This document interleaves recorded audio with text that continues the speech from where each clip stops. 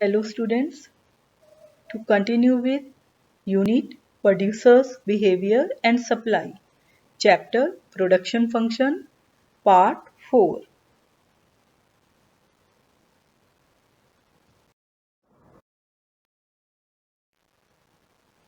In the last part, we studied about law of variable proportion or law of diminishing marginal returns.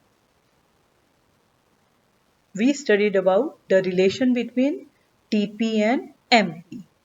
Today we are going to study about the relation between MP and AP, that is between marginal product and average product. When average product increases, marginal product is greater than average product. Average product is maximum when MP is equal to AP. Average product decreases when marginal is less than AP, as is clear from the diagram.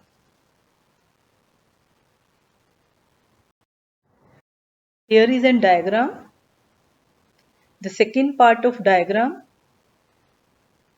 shows the relationship between marginal product and average product.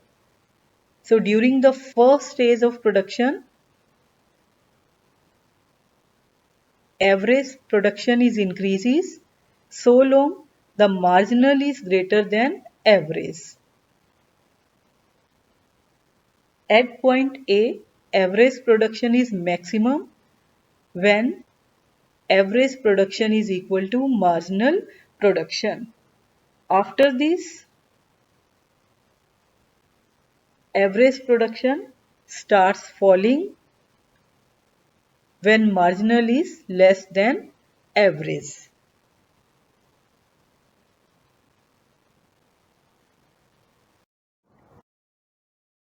Now, causes behind different stages of production.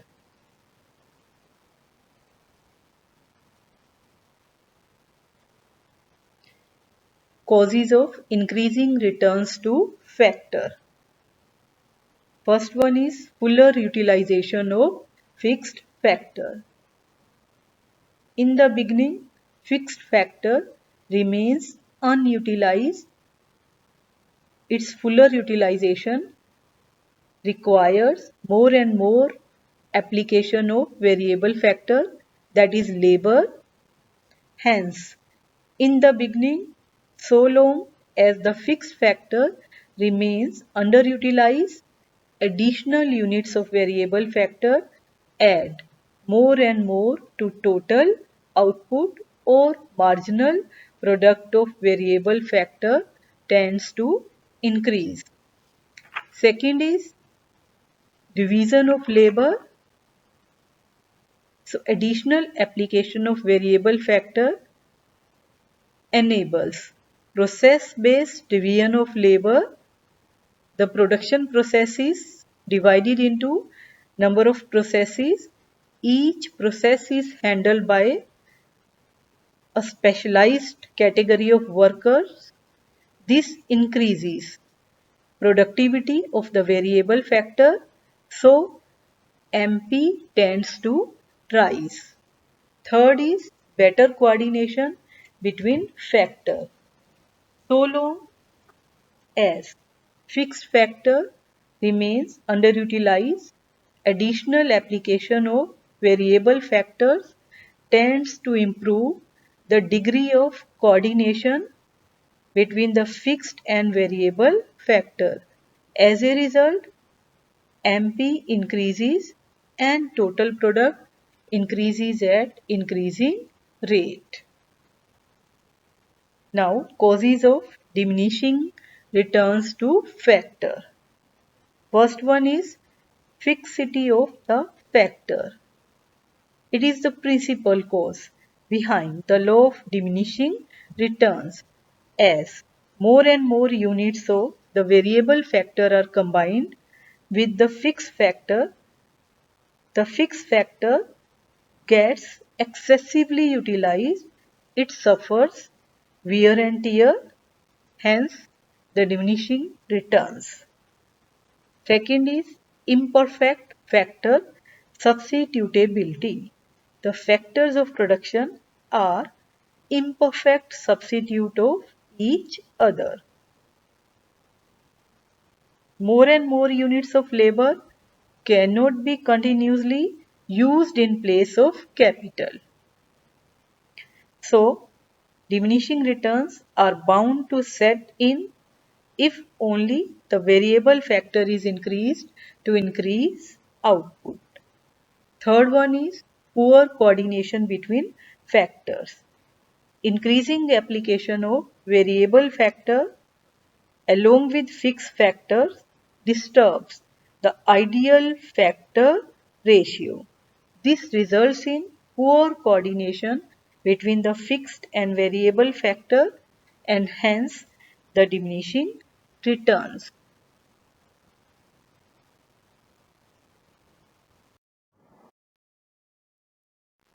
Importance of stages of production. Now the question arises, in which stage the producer will produce. The first stage is known as stage of increasing returns. In this stage,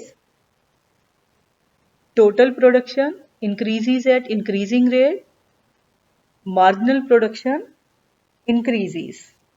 This encourages the producer to produce more because he is getting more and more production. So he will not stop producing in stage 1. Producer will not prefer to enter in stage 3 because of high cost of production on the one hand and less revenue on the other hand because total production starts falling in this stage. So producer is left with only stage 2. So he will find his equilibrium in this stage only because he maximizes his profit. Marginal production in this stage is declining but remains positive. So producer will prefer to produce in stage 2. When can the law of variable proportion be postponed? It can be postponed under two conditions. First one, when there is improvement in technology used in production, and second, when some substitute of fixed factor is discovered.